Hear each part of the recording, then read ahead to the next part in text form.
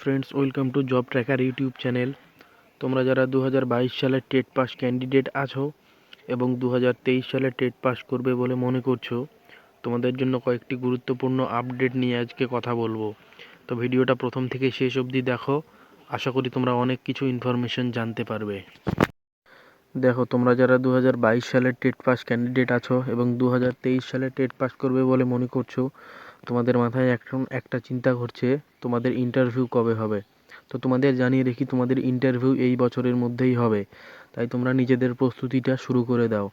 দেখো, 2022 সালের TET pass ক্যান্ডিডেটরা যতই আন্দোলন করুক আর যাই করুক, 2022 এবং 2023 এই 2 বছরকে মিলেই ইন্টারভিউটা হবে।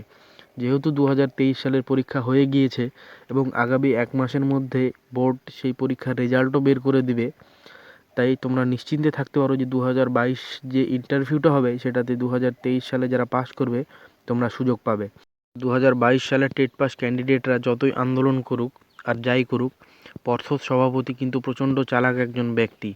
তাই পর্ষদ সভাপতি কখনোই চাইবেন না যে একটা বছরকে বাদ দিয়ে বাকি বছরগুলোকে নিয়ে ইন্টারভিউ করাতে।